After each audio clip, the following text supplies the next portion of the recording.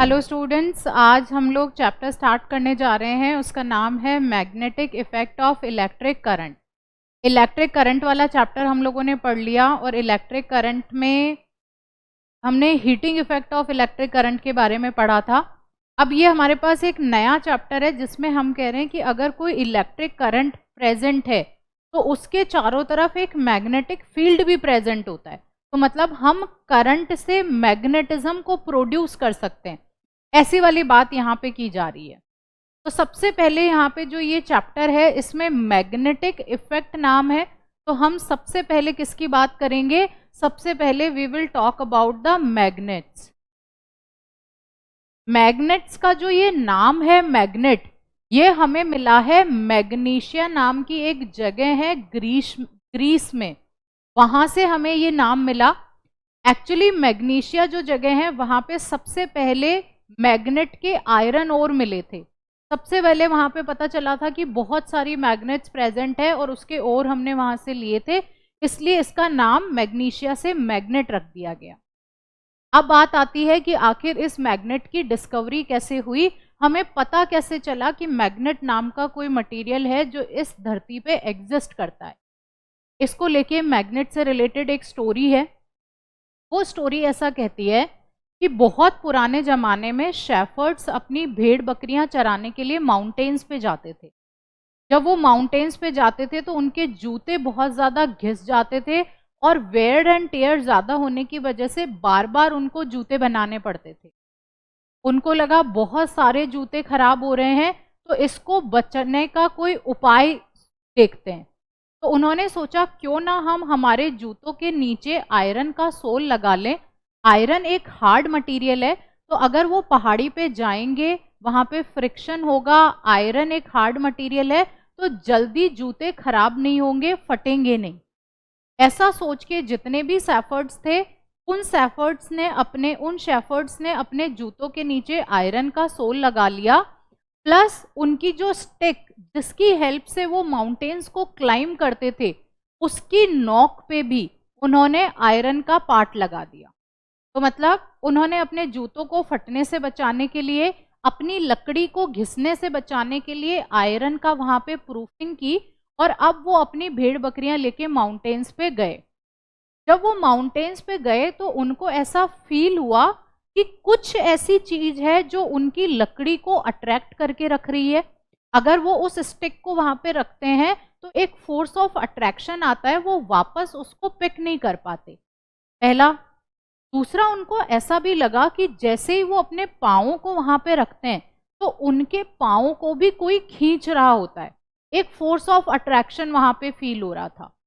जब इस तरह के फिनोमेनाज हुए तो वो शेफर्ड्स काफी ज्यादा डर गए और डर के वो पहाड़ी से नीचे आके उन्होंने अपने कस्बे के लोगों को बताया कि जब हम पहाड़ी पे जाते हैं तो हमारे जूते वहां पे चिपकने लगते हैं, हमारी लकड़ी वहां पे चिपक जाती है, हमें उसको छुड़ाने में बड़ी मेहनत करनी पड़ती है। कुछ तो ऐसी चीज है उस पहाड़ी पे जो हमारे पाँवों को जकड़ के रख रही है, जो हमारी लकड़ी को पकड़ के रखती है।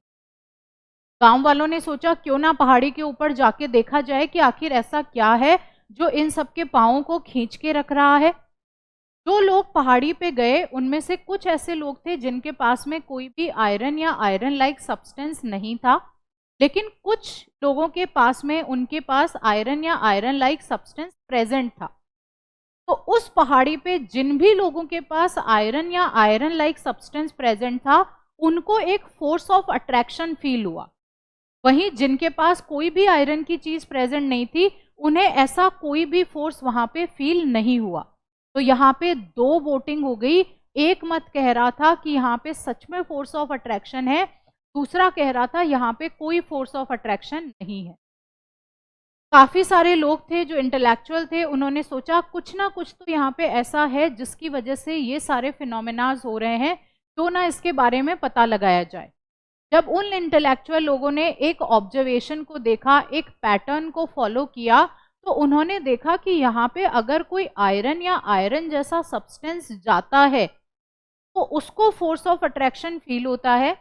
अगर आयरन जैसी कोई चीज नहीं है तो वहां पे कोई भी फोर्स ऑफ अट्रैक्शन उसे नहीं दिखाई देता। इसका मतलब उन पहाड़ियों पे कोई ऐसी चीज है जो आयरन या आयरन लाइक सब्सटेंसेस को अट्रैक्ट करती है, और उसे उन्होंने नाम दिया मैग्नेट। तो मैग्नेट क्या है? मैग्नेट एक ऐसा सब्सटेंस है विच अट्रैक्ट्स दी आयरन और iron like substances. Iron and iron like substance.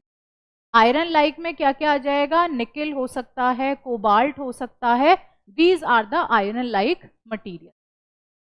इतना होने के बाद में उन्होंने कहा इस मटेरियल के बारे में क्यों ना और चीज़ों के बारे में पता किया जाए, आखिर इसकी और क्या क्या प्रॉपर्टीज़ हैं। तो उन्होंने देखा कि जब इस मटेरियल को वो एयर में फ्रीली सस्पेंड करवाते हैं तो वो हमेशा एक नॉर्थ और साउथ डायरेक्शन ही दिखाती है, इसके अलावा वो किसी डायरेक्शन में नहीं सस्पेंड होती। तो इसका मतलब मैग्नेट एक ऐसा मटेरियल है जिसको अगर हम एयर में फ्रीली सस्पेंड करेंगे तो it will always show the, freely suspend करते हैं तो it will always show the north and south direction. अब फ्रीली सस्पेंशन से हमारा क्या मतलब है? ये मेरे पास में एक रोड है, या फिर आपको ये मेरे पास एक मैग्नेट का बार है जिसमें एक साइड में नॉर्थ पोल है, दूसरी साइड में यहाँ पे साउथ पोल है, और अगर मैं इसे किसी धागे से यहाँ पे लटका के रखती हूँ, इसको फ्रीली सस्पेंड करती हूँ, तो ये हमेशा नॉर्थ और साउथ डायरेक्शन को दिखाएगा। इसे हम फ्रीली सस्पेंड करना कहते हैं। तीसरी प्रॉपर्टी की अगर हम बात करें तो कहते हैं अगर कोई आपके पास मैग्नेट है जिसमें एक पोल कैसा है? नॉर्थ है, एक पोल साउथ है, अगर हम इसे बीच में से कट कर देते हैं तो जो नए हमारे पास में मैग्नेट्स मिलते हैं उनमें फिर से नॉर्थ और साउथ यहाँ पे डेवलप हो जाता है। तो इसका मतलब मैग्नेट्स कभी भी मोनोपोल्स में एग्जिस्ट नहीं करती, मैग्नेट्स हमेशा डाईपोल में एग्जिस्ट करती।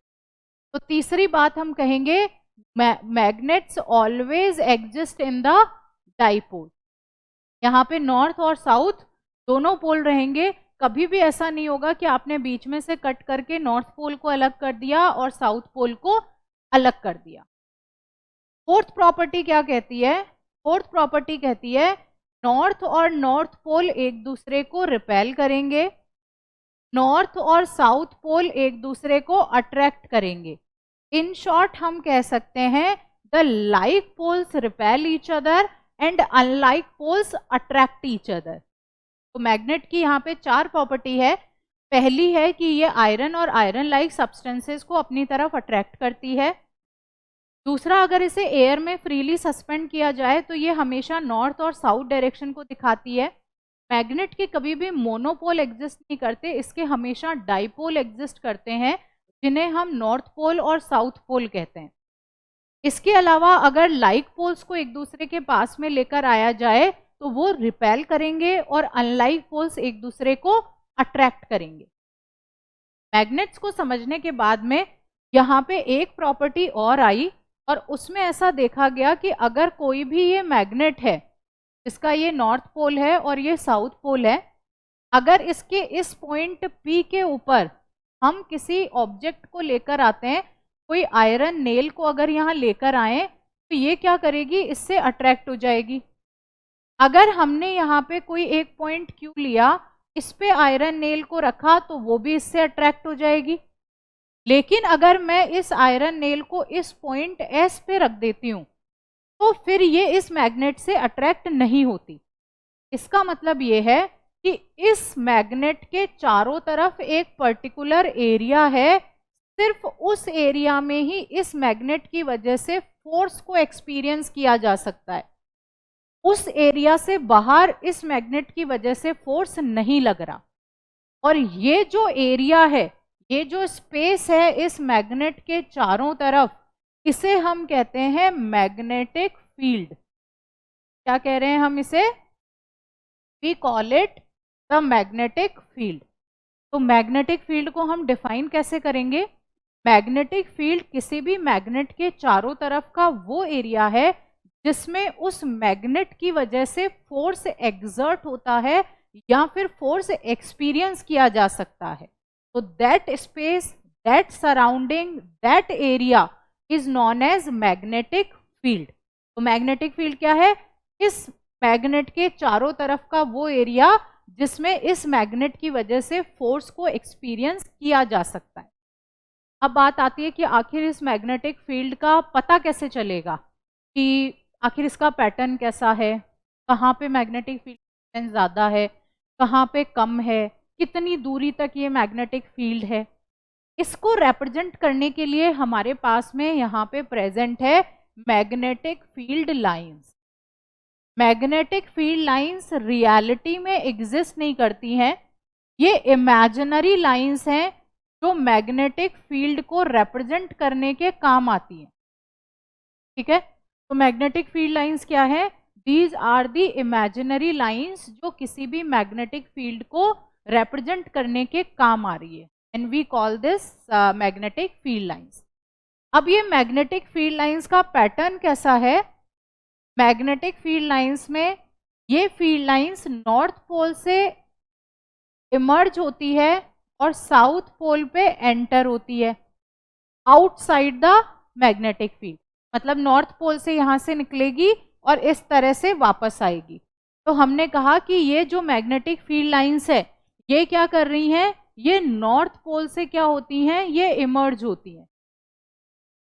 ठीक है, कहाँ पे? Outside the magnetic field. और अगर इनसाइड द मैग्नेटिक फील्ड की बात करें तो ये कहाँ से कहाँ जा रही है? ये साउथ से नॉर्थ की तरफ जा रही है। तो अगर इनसाइड की बात करोगे तो ये कहाँ से कहाँ जाती है? ये साउथ से नॉर्थ की तरफ जाती है, इनसाइड द मैग्नेटिक। दूसरी बात हम यहाँ पे क्या देख रहे हैं? ये जो मैग्नेटिक फील्ड लाइंस हैं ये नॉर्थ पोल से निकली, साउथ पोल पे गई और अंदर की तरफ ये नॉर्थ, साउथ से नॉर्थ की तरफ आई। तो इन्होंने क्या बनाया? इन्होंने एक क्लोज्ड कंटिन्यूअस कर्व यहाँ पे बनाया। तो जितनी भी मैग्नेटिक फील्ड लाइंस होती हैं वो क्या बनाती हैं? They always form the closed continuous curve. तो ये हमेशा क्लोज्ड कंटिन्यूअस कर्व बनाती हैं। ये बीच में कहीं पे भी ब्रेक नहीं करती, ये किसी एक पॉइंट से इमर्ज होके इन्फिनिटी पे नहीं जाती, ये इन्फिनिटी से किसी एक पॉइंट पे एंटर नहीं करती, ये एक पॉइंट से निकलती है वापस ऐसे एंटर करके एक क्लोज लूप यहाँ पे फॉर्म कर लेती। ठीक है, तो ये क्लोज कंटिन्यूअस कर्व बना रही है। नेक्स्ट हम क्या कहते हैं? ये जो लाइंस हैं ये कुछ इस तरह का पैटर्न आपको दिखाएंगी, जिस पैटर्न में क्या हो रहा है? आउटसाइड द मैग्नेटिक फील्ड जो मैग्नेटिक पोल्स हैं उनके पास में इनकी डेंसिटी काफी हाई होती है, और इनसाइड द मैग्नेट ये कैसी चलती है? ये यूनिफॉर्म चलती है। तो हम क्या देख पा रहे हैं यहाँ पे कि अगर मैं इस नॉर्थ पोल को यहाँ पे देखूं, यहाँ पे अगर नॉर्थ पोल को कंसीडर करूं तो यहाँ पे मैग्नेटिक फील्ड लाइंस की डेंसिटी कैसी है? ज्यादा। अगर मैं इस वाले एरिया को देखूं तो यहाँ पे मैग्नेटिक फील्ड की डेंसिटी होती है कम। तो जहां पे मैग्नेटिक फील्ड लाइंस एक दूसरे से दूर दूर होती है, ठीक है, हम क्या कहेंगे फोर्थ पॉइंट में? जहां मैग्नेटिक फील्ड लाइंस एक दूसरे से दूर दूर है वहां पे मैग्नेटिक फील्ड की स्ट्रेंथ कैसी होती है? वीक होती है, वहां पे वीक मैग्नेटिक फील्ड है। फिफ्थ पॉइंट में आप कहोगे जहां मैग्नेटिक फील्ड लाइंस एक दूसरे के पास पास में है, if they are closer to each other, तो वहां पे मैग्नेटिक फील्ड की स्ट्रेंथ काफी ज्यादा स्ट्रांग होगी। तो इस वाले डायग्राम में देख के आपको क्या पता चल रहा है कि जो नॉर्थ और साउथ पोल है उनके पास में इलेक्ट्रिक फील्ड लाइंस एक दूसरे के पास पास में है, they are closer to each other, इसलिए उनकी डेंसिटी ज्यादा होगी। वहीं बीच वाला जो पार्ट है, मिडल वाला, वहां पे ये फील्ड लाइंस एक दूसरे से काफी ज्यादा दूर है, इसलिए इनका मैग्नेटिक फील्ड का स्ट्रेंथ यहाँ पे वीक होगा। नेक्स्ट पॉइंट हम क्या कहते हैं? हमने यहाँ पे 5 पॉइंट्स की बात की है, 6th पॉइंट हम मैग्नेटिक फील्ड का यहाँ पे देखते हैं। 6th पॉइंट कहता है अगर आप किसी भी मैग्नेटिक फील्ड लाइन जो है, आपके पास में कोई भी मैग्नेटिक फील्ड लाइन दी हुई है इस तरह से, इस पे कोई पॉइंट एक लेते हो और इस पॉइंट पे अगर आप कोई टेंजेंट ड्रॉ करते हो तो ये टेंजेंट हमें क्या देती है, ये टेंजेंट हमें मैग्नेटिक फील्ड के डायरेक्शन दिखाती है। It represents the direction of the magnetic field. तो कोई भी मैग्नेटिक फील्ड लाइन के किसी भी पॉइंट पे if we are drawing a tangent then this tangent represents the direction of the magnetic field. Next point हम कहते हैं two magnetic field lines never ever intersect each other. Two magnetic field lines never intersect each other. अब आप कहेंगे कि ऐसा क्यों है, कोई भी दो मैग्नेटिक फील्ड लाइंस एक दूसरे को इंटरसेक्ट क्यों नहीं करती? Never intersect each other. इसका कारण हम कुछ इस तरह से देते हैं कि जिस पॉइंट पे ये दोनों लाइन एक दूसरे को इंटरसेक्ट कर रही है उस वाले पॉइंट पे अगर मैं टेंजेंट ड्रॉ करूं तो मुझे यहाँ पे टेंजेंट दो ड्रॉ करनी पड़ेगी, और दो टेंजेंट का मतलब हुआ दो मैग्नेटिक फील्ड के डायरेक्शन, और किसी भी एक पॉइंट पे दो मैग्नेटिक फील्ड के डायरेक्शन नहीं हो सकते। इसलिए हम कहते हैं कि दो मैग्नेटिक फील्ड लाइंस कभी भी एक दूसरे को इंटरसेक्ट नहीं करती है। तो एक बार हम रिवाइज कर लेते हैं मैग्नेटिक फील्ड लाइंस के बारे में। मैग्नेटिक फील्ड लाइंस क्या है? मैग्नेटिक फील्ड लाइंस वो इमेजिनरी लाइंस है जो मैग्नेटिक फील्ड को रिप्रेजेंट करने के काम आती है। Magnetic field lines north pole से इमर्ज होके साउथ पोल पे एंटर करती है आउटसाइड द मैग्नेट। तो outside the magnet north pole से निकल रही है और साउथ पोल पे एंटर कर रही है। Inside the magnet the direction of magnetic field lines is from south pole to north pole. अंदर की साइड किधर से किधर जा रही है? साउथ से नॉर्थ की तरफ जाती है। दूसरा हम कहते हैं कि ये जो मैग्नेटिक फील्ड लाइंस है ये हमेशा क्लोज्ड कंटिन्यूअस कर्व बनाती है। क्लोज्ड कंटिन्यूअस कर्व, कहीं पे भी कोई ब्रेकेज नहीं है और ये हमेशा क्लोज्ड कर्व ही बनाएगी। तीसरा पॉइंट, जहां पे मैग्नेटिक फील्ड लाइंस एक दूसरे के पास पास में होती है वहां पे मैग्नेटिक फील्ड की स्ट्रेंथ ज्यादा होती है। जहां मैग्नेटिक फील्ड लाइंस एक दूसरे से दूर दूर होगी वहां पे मैग्नेटिक फील्ड की स्ट्रेंथ वीक होती है। अगर हमें मैग्नेटिक फील्ड का डायरेक्शन पता करना है तो हम किसी भी मैग्नेटिक फील्ड लाइन के ऊपर एक टेंजेंट ड्रॉ करें किसी भी एक पॉइंट पे, तो वो टेंजेंट हमें मैग्नेटिक फील्ड के डायरेक्शन को रिप्रेजेंट करेगी। हम कहते हैं मैग्नेटिक फील्ड लाइंस कभी भी एक दूसरे को इंटरसेक्ट नहीं करती है। इसका कारण है अगर कोई भी दो मैग्नेटिक फील्ड लाइंस एक दूसरे को इंटरसेक्ट करेगी तो at the point of intersection magnetic field के दो डायरेक्शंस होंगे जो कि पॉसिबल नहीं है। इसलिए मैग्नेटिक फील्ड लाइंस एक दूसरे को इंटरसेक्ट नहीं करती है। I hope magnetic field lines आप लोगों को क्लियर होगा। तो अभी तक हम लोगों ने मैग्नेट्स की डिस्कवरी के बारे में बात की, हमने मैग्नेटिक फील्ड के बारे में बात की, हमने मैग्नेटिक फील्ड लाइंस के बारे में बात की। अब हम बात करते हैं ऑस्टेड के उस एक्सपेरिमेंट की जिससे ये पता चला कि कोई भी करंट कैरिंग वायर जो है वो एक मैग्नेट की तरह बिहेव करता है। तो आखिर ये ऑस्टेड का एक्सपेरिमेंट कैसे था? ऑस्टेड नाम के साइंटिस्ट हैं, ठीक है, ऑस्टेड नाम, ठीक है। तो ऑस्टेड नाम के एक साइंटिस्ट हैं, वो अपनी एक टेबल पे एक एक्सपेरिमेंट कर रहे हैं। उन्होंने कोई सर्किट बना रखा है जिसमें से करंट फ्लो हो रहा है, करंट कैरिंग कंडक्टर्स वहां पे रखे हुए हैं, और उसी टेबल पे पास में एक मैग्नेटिक कंपास रखा हुआ है। जैसे ही वो स्विच को ऑन करते हैं उस वायर में से करंट फ्लो होने लगता है और वो देखते हैं कि उस मैग्नेटिक कंपास में हल्का सा डिफ्लेक्शन आ रहा है। वो स्विच को ऑफ कर देते हैं, उनको वहां से डिफ्लेक्शन गायब हो जाता है। वो फिर से स्विच को ऑन करते हैं, डिफ्लेक्शन दिखाई देता है। तो ऑस्टेड को लगा कि यहाँ पे कुछ तो हो रहा है।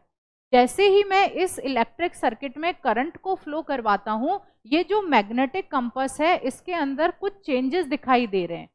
उन्होंने करंट के डायरेक्शन को चेंज कर दिया। जैसे ही करंट का डायरेक्शन चेंज हुआ वैसे ही मैग्नेटिक कंपास नीडल का डिफ्लेक्शन का डायरेक्शन भी चेंज हो। उन्होंने करंट के मैग्नीट्यूड को इंक्रीज करा। मैग्नीट्यूड को इंक्रीज करते ही मैग्नेटिक कंपास नीडल का जो डिफ्लेक्शन था उसकी इंटेंसिटी इंक्रीज हो गई। करंट के मैग्नीट्यूड को कम किया, डिफ्लेक्शन कम हो गया। मैग्नेटिक कंपास नीडल को कंडक्टिंग वायर के पास लेकर आए, पास लेकर आते डिफ्लेक्शन ज्यादा हुआ, जैसे ही दूर लेकर गए डिफ्लेक्शन फिर से ज्यादा आने लग गया। तो जो ये एक्सपेरिमेंट था उससे ऑर्स्टेड ने ये कंक्लूड किया कि कोई भी करंट कैरिंग कंडक्टर होता है उसके चारों तरफ एक मैग्नेटिक फील्ड क्रिएट होता है, और वो मैग्नेटिक फील्ड वो पास में रखी हुई मैग्नेटिक कंपास निडल पे एक फोर्स लगाता है। The force can be repulsive also, the force can be attractive also. तो रिपल्सिव या अट्रैक्टिव फोर्स की वजह से उस मैग्नेटिक कंपास निडल में डिफ्लेक्शंस दिखाई दे रहे। तो इन शॉर्ट ऑर्स्टेड के इस एक्सपेरिमेंट से ये पता चल गया कि अगर कोई भी करंट कैरिंग कंडक्टर है, उसमें कोई रेजिस्टेंस लगे हैं, कुछ भी यहाँ पे है, और अगर हमने उसको किसी बैटरी से कनेक्ट किया है, स्विच लगाया है, तो इस करंट कैरिंग कंडक्टर के चारों तरफ यहाँ पे मैग्नेटिक फील्ड क्रिएट हो जाता है। There will always be a magnetic field surrounding the current carrying conductor. ठीक है, तो हमारे पास में यहाँ पे ये चीज ऑर्स्टेड ने बता दी कि जो भी करंट कैरिंग कंडक्टर होगा उसके चारों तरफ एक मैग्नेटिक फील्ड क्रिएट हो जाता है। अब जैसा कि ऑर्स्टेड ने एक्सपेरिमेंट किया था और उन्होंने देखा कि जो ये हमारा करंट कैरिंग वायर है, अगर इस करंट कैरिंग वायर में हम करंट की इंटेंसिटी को बढ़ा दें, अगर यहाँ पे करंट की इंटेंसिटी को इंक्रीज कर दिया जाए तो मैग्नेटिक फील्ड की इंटेंसिटी भी इंक्रीज हो जाती है।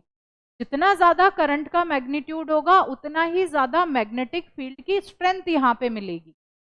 दूसरा यहाँ पे क्या देखा गया कि इस वायर से जितना हम दूर जाएंगे, अगर हम यहाँ पे डिस्टेंस दूर जाएंगे तो मैग्नेटिक फील्ड की इंटेंसिटी कम होती जाती है। मतलब जो ऑर्स्टेड ने एक्सपेरिमेंट किया था उसमें उन्होंने क्या किया, एक वायर था उसमें से करंट बह रहा था, कंपास निडल रखी हुई थी। कंपास निडल को जब वो इस वायर के बिल्कुल ऐसे पास में लेकर आए तो उसमें काफी ज्यादा डिफ्लेक्शन आया। इसी कंपास निडल को वो यहाँ पे ले जाके रख दिए तो उसमें डिफ्लेक्शन कम आने लग गया।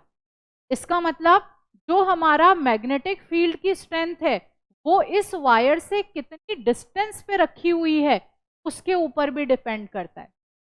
डिस्टेंस इंक्रीज करेंगे मैग्नेटिक फील्ड की स्ट्रेंथ डिक्रीज हो जाएगी।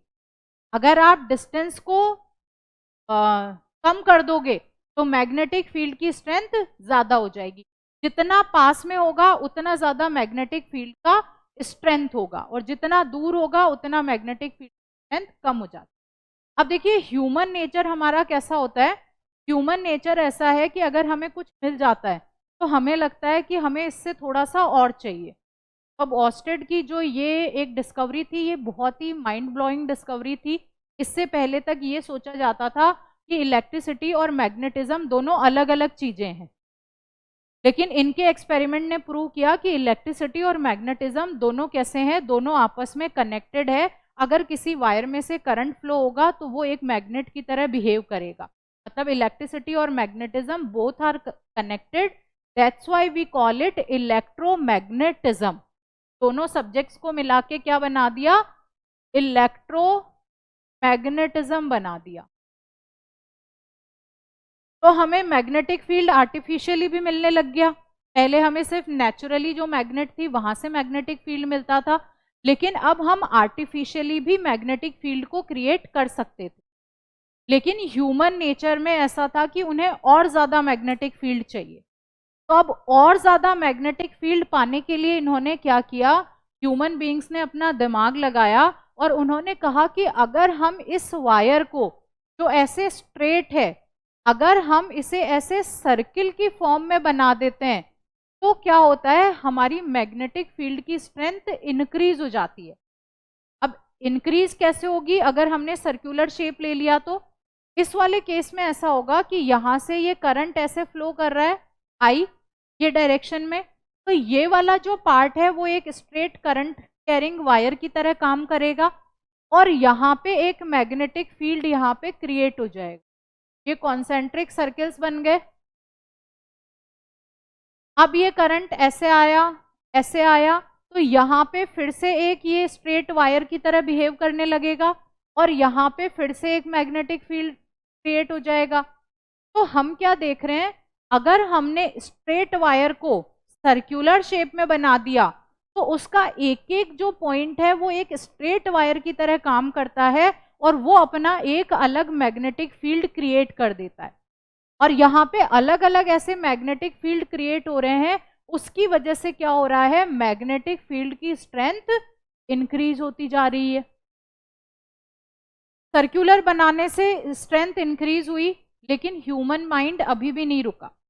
ह्यूमन बीइंग्स चाहते हैं कि अभी हमें और मैग्नेटिक फील्ड की स्ट्रेंथ मिले, हम और अच्छे अच्छे डिवाइसेस बनाएंगे, हम इतने ज़्यादा पावर के डिवाइसेस बनाना चाहते हैं जिनमें अच्छा खासा मैग्नेटिक इफेक्ट हमें चाहिए, तो हम और मैग्नेटिक फील्ड की स्ट्रेंथ यहाँ पे रिक्वायरमेंट है हमारी। उस केस में उन्होंने क्या किया, उस केस में कहा कि अगर हम किसी भी वायर के इन नंबर ऑफ लूप्स को बढ़ा देते हैं, इन नंबर ऑफ टर्न्स को बढ़ा देते हैं, तो मैग्नेटिक फील्ड की स्ट्रेंथ क्या हो जाती है, इंक्रीज हो जाती है। तो उसके बाद में ह्यूमन बीइंग्स ने क्या करा, ह्यूमन बीइंग्स ने कुछ इस तरह से इस वायर को n नंबर ऑफ टर्न्स में कन्वर्ट कर दिया। खूब सारे ऐसे ऐसे ऐसे ऐसे वायर के टर्न्स बना दिए, और जो ये इस तरह का स्ट्रक्चर था इसे हम कहते हैं सोलिनॉइड। हम इसे सोलिनॉइड के नाम से जानते हैं। अब देखिए, अभी भी ऐसा था कि ह्यूमन माइंड को लग रहा था कि नहीं, मुझे और मैग्नेटिक फील्ड की स्ट्रेंथ चाहिए। मतलब पहले एक स्ट्रेट वायर है हमारे पास में जिसमें से करंट फ्लो हो रहा है और हमें कुछ मैग्नेटिक फील्ड मिल रहा है, हमें लगा और ज़्यादा मैग्नेटिक फील्ड चाहिए, तो हमने सर्कुलर शेप बनाया। सर्कुलर शेप में मैग्नेटिक फील्ड की स्ट्रेंथ इंक्रीज हुई, लेकिन अब हमें लग रहा है कि हमें और ज़्यादा मैग्नेटिक फील्ड चाहिए। तो उसके लिए हमने क्या किया, हमने यहाँ पे ये सोलिनॉइड बनाया जिसमें n नंबर ऑफ टर्न्स हम लोगों ने ले लिए, तो यहाँ पे और मैग्नेटिक फील्ड की स्ट्रेंथ इंक्रीज हो गई। लेकिन ह्यूमन माइंड अभी भी कह रहा है कि मुझे और मैग्नेटिक फील्ड की स्ट्रेंथ चाहिए। तो उस वाले केस में क्या किया जाता है, जो ये सोलिनॉइड है, इस सोलिनॉइड के बीच में यहाँ पे सॉफ्ट आयरन कोर को रखा जाता है, और वो सॉफ्ट आयरन कोर इसकी मैग्नेटिक फील्ड की इंटेंसिटी को इंक्रीज कर देता है। तो this is how the intensity of magnetic field can be increase. एक करंट कैरिंग वायर है, मैग्नेटिक फील्ड होगा उसके चारों तरफ। अगर सर्कुलर शेप ले लेंगे तो मैग्नेटिक फील्ड की स्ट्रेंथ बढ़ जाएगी। अगर n नंबर ऑफ टर्न्स ले लेंगे जिसे हम सोलिनॉइड कहते हैं, तो और ज़्यादा फील्ड स्ट्रेंथ इंक्रीज हो जाएगी। और अगर सोलिनॉइड में भी हमने यहाँ पे इसके बीच में क्या रख दिया, बीच में सॉफ्ट आयरन कोर रख दिया, तो और मैग्नेटिक फील्ड की स्ट्रेंथ मिल जाएगी। तो इस तरह से हम क्या कर रहे हैं, मैग्नेटिक फील्ड की स्ट्रेंथ को इंक्रीज करते हैं। अब बात आती है हमारे पास में कि आखिर इस मैग्नेटिक फील्ड जो हम लोगों को यहाँ पे मिला है, इस मैग्नेटिक फील्ड के डायरेक्शन को कैसे पता किया जाएगा। How we will find out the direction of magnetic field. तो देखिए, डायरेक्शन ऑफ मैग्नेटिक फील्ड के लिए हमारे पास में एक रूल है जिसे हम कहते हैं right hand thumb rule. Right hand thumb rule, right hand thumb rule, या फिर कई लोग इसे स्क्रू रूल के नाम से भी जानते हैं। इस रूल में हम क्या करते हैं, ये हमारा राइट हैंड है, ये राइट हैंड का थंब है, और ये हमारी फिंगर्स हैं। फॉर एग्जाम्पल, ये कोई एक करंट कैरिंग वायर है, और इस वायर में करंट ऐसे ऊपर से नीचे से ऊपर की तरफ जा रहा है। तो करंट का डायरेक्शन क्या हो गया, नीचे से ऊपर की तरफ। This is the direction of current. तो हमारे राइट हैंड का जो थंब होगा, it will always represent the direction of the current. ये डायरेक्शन ऑफ द करंट को दिखाएगा। तो करंट का डायरेक्शन कहाँ है, नीचे से ऊपर की तरफ। तो हमने ऐसे रख दिया। अब जो मेरे पास में यहाँ पे ये फिंगर्स हैं, उनको मुझे क्या करना है, I have to curl these fingers. अब जब मैं इन फिंगर्स को ऐसे कर्ल कर रही हूं, तो क्या ये एंटी क्लॉकवाइज डायरेक्शन में ऐसे आ रही हैं, तो ये वाला क्या हो गया, this is the direction of magnetic field. कैसे, हमने यहाँ पे ऐसे ये करंट का डायरेक्शन ले रखा है, this is the direction of current. अब मुझे क्या करना है, मेरा जो थंब है उस थंब को इस करंट के डायरेक्शन में रख देना है, तो मैंने थंब को कर दिया। अब जो मेरी फिंगर्स हैं उनको मैं इनसाइड कर्ल करूंगी, तो डायरेक्शन ऑफ द फील्ड मेरा कैसा हो गया, ऐसे ये अंदर जा रहा है, ठीक है, ऐसे अंदर जा रहा है। अब अंदर जा रहा है और अंदर जाके वापस ऐसे आ रहा है, करंट का डायरेक्शन तो हमारा यही है, लेकिन मैग्नेटिक फील्ड कैसे आ रहा है, ऐसे, यहाँ पे ये फील्ड कैसे हो जाएगा, दिस इज। तो इस तरह से हम मैग्नेटिक फील्ड का डायरेक्शन पता करते हैं। अब हम इसे उल्टा कर देते हैं। अब हमने जो करंट है उसका डायरेक्शन नीचे की तरफ कर दिया, ये वायर हमारा, इस वायर में करंट कैसे है, नीचे की तरफ।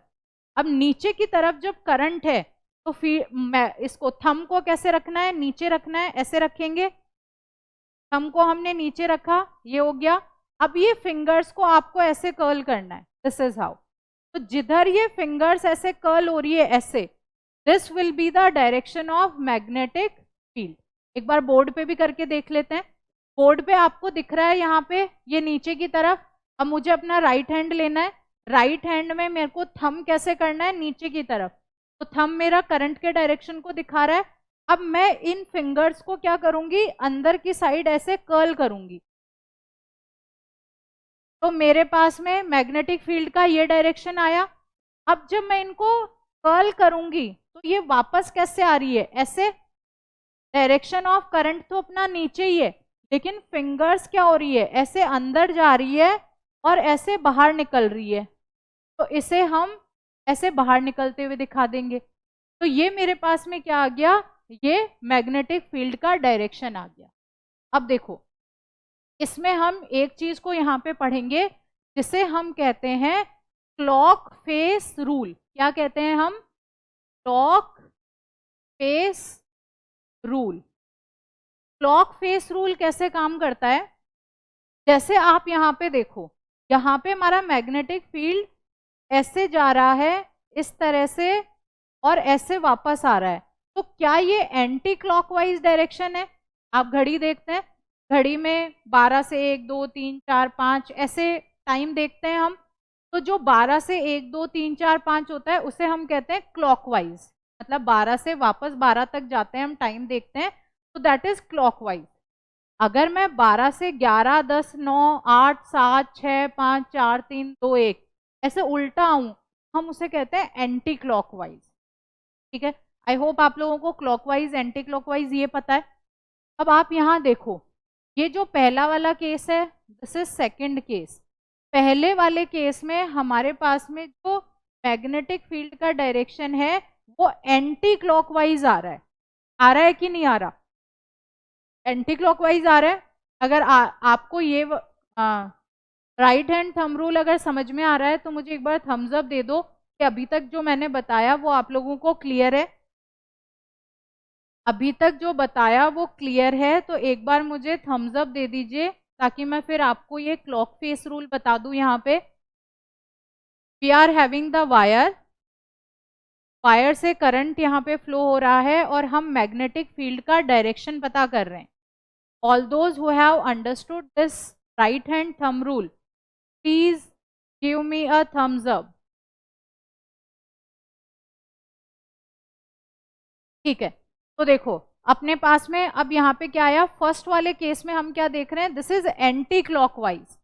एंटी क्लॉकवाइज है, तो एंटी क्लॉकवाइज को देखिए, कुछ अगर मैं ऐसा लिखूं, if I right it something like this, तो क्या ये एंटी क्लॉकवाइज को रिप्रेजेंट कर रहा है क्या, ये हमारा ऐसे एंटी क्लॉकवाइज को रिप्रेजेंट कर रहा है क्या। तो जहां पे भी एंटी क्लॉकवाइज मैग्नेटिक फील्ड आता है उसे हम कहते हैं नॉर्थ पोल। वो कैसा होता है, that represents the north pole. और जहां पे हमारा क्लॉकवाइज मैग्नेटिक फील्ड का डायरेक्शन आता है, जैसे अगर आप ये सेकंड वाला केस देखेंगे तो सेकंड वाले केस में क्या हो रहा है, करंट हमारा नीचे की तरफ है, मैग्नेटिक फील्ड कुछ ऐसे आ रहा है, तो दिस इज क्लॉकवाइज डायरेक्शन। अब क्लॉकवाइज डायरेक्शन है तो क्लॉकवाइज में हम क्या करते हैं, ये एस ऐसे बनाते हैं, ऐसे बनता है एस। तो एस हमारा यहाँ पे क्लॉकवाइज डायरेक्शन को रिप्रेजेंट करता है। तो जब भी क्लॉकवाइज डायरेक्शन होगा तो हम बोलेंगे कि वो कैसा है, वो साउथ पोल की तरह काम कर। कोई भी मैग्नेट होती है, उस मैग्नेट में एक नॉर्थ पोल होता है, एक साउथ पोल होता है, ऐसा है। हमने बार मैग्नेट्स के बारे में पढ़ रखा है कि ये आपके पास में बार मैग्नेट है, इसका नॉर्थ पोल है, इसका साउथ पोल है, इस तरह से हमारे पास में प्रेजेंट है। लेकिन अगर मेरे पास में कोई करंट कैरिंग वायर है, उसके चारों तरफ मैग्नेटिक फील्ड है, तो अब मुझे कैसे पता चलेगा कि इस मैग्नेटिक फील्ड का नॉर्थ पोल कौन सा है और साउथ पोल कौन सा है? तो उसके लिए हमारे पास क्या है, राइट हैंड थंब रूल है। हम राइट हैंड थंब रूल से करंट की डायरेक्शन हमें पता होती है, क्योंकि करंट की डायरेक्शन हम कैसे फाइंड आउट करते हैं, जैसे ये वायर है, अगर मैंने पॉजिटिव टर्मिनल यहाँ रखा, नेगेटिव यहाँ रखा, तो डायरेक्शन ऑफ करंट कहाँ से कहाँ होगा, पॉजिटिव से नेगेटिव की तरफ। तो मुझे हमेशा करंट की डायरेक्शन पता रहेगी कि सर्किट तो हम खुद ही जोड़ते हैं, इसलिए करंट तो हमें पता होता है किस डायरेक्शन में जा रहा है, पॉजिटिव से नेगेटिव जाएगा। अब जब करंट का डायरेक्शन पता है तो हम क्या कर सकते हैं, हम राइट हैंड थंब रूल को इस तरह से फिंगर्स को कर्ल करके मैग्नेटिक फील्ड का डायरेक्शन पता कर सकते हैं।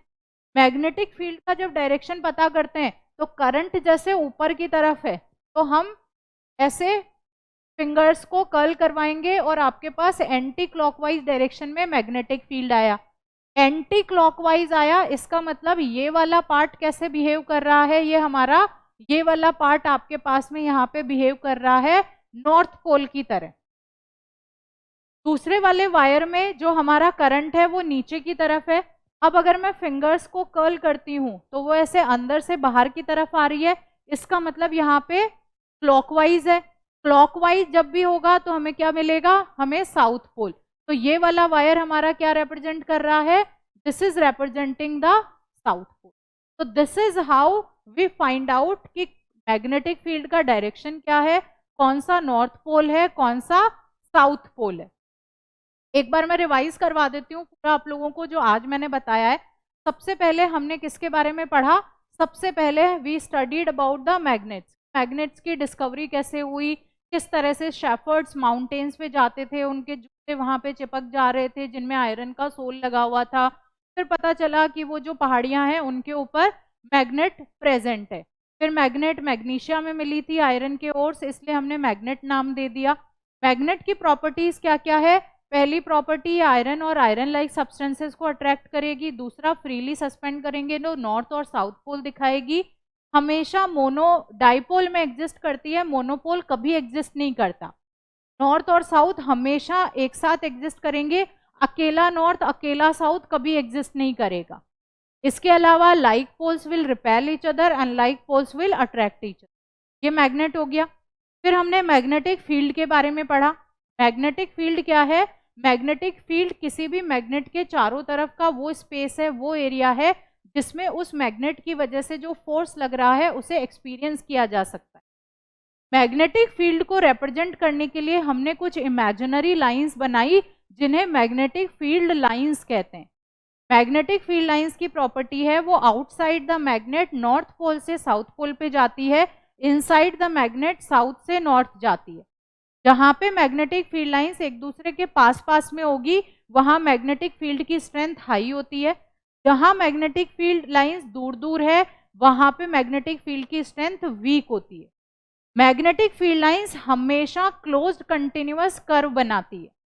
अगर किसी भी मैग्नेटिक फील्ड लाइन के किसी एक पॉइंट पे हम टेंजेंट ड्रॉ करते हैं तो वो हमें मैग्नेटिक फील्ड का डायरेक्शन देता है। कोई भी दो मैग्नेटिक फील्ड लाइन कभी भी इंटरसेक्ट नहीं करती, क्योंकि जिस पॉइंट पे दोनों इंटरसेक्ट करेगी वहां पे मैग्नेटिक फील्ड के दो डायरेक्शंस दिखेंगे जो पॉसिबल नहीं है। मैं अभी यहाँ खड़ी हूँ तो मैं या तो इधर जा सकती हूँ, मैं यहाँ इधर जा सकती हूँ। ऐसा तो नहीं है कि मैं एक साथ यहाँ पे इधर भी चली जाऊं उधर भी चली जाऊं, दो डायरेक्शन तो नहीं हो सकते। तो सिमिलरली मैग्नेटिक फील्ड के भी दो डायरेक्शन नहीं हो सकते। मैग्नेटिक फील्ड लाइंस पढ़ने के बाद में हमने बात करी यहाँ पे करंट कैरिंग कंडक्टर की। कि अगर कोई भी वायर है उसमें से करंट फ्लो हो रहा है तो वो एक मैग्नेट की तरह काम करता है। ऐसा ऑस्टेड नाम के एक साइंटिस्ट थे, उनकी एक एक्सीडेंटल डिस्कवरी से हमें पता चला। अब बात हुई कि ये जो मैग्नेटिक फील्ड यहाँ पे क्रिएट हुआ है इसका डायरेक्शन कैसे फाइंड आउट किया जाए, तो उसके लिए हमारे पास में आया right hand thumb rule. Right hand thumb rule में जो थंब होता है it represents the direction of the current, और जो हमारी कर्लिंग फिंगर्स हैं they represent the direction of the field. उसके बाद हमने क्लॉक फेस रूल के बारे में पढ़ा। क्लॉक फेस रूल कहता है अगर आपका कैसा है, क्लॉकवाइज डायरेक्शन है तो मतलब साउथ पोल को रिप्रेजेंट कर रहा है, एंटी क्लॉकवाइज है इसका मतलब वो नॉर्थ पोल को रिप्रेजेंट। आई होप आज तक का आप लोगों को कंप्लीट होगा। अगर कोई डाउट्स हो तो आप मुझे वो डाउट्स बता दीजिएगा, कमेंट बॉक्स में लिख दीजिएगा या मैसेज कर देंगे।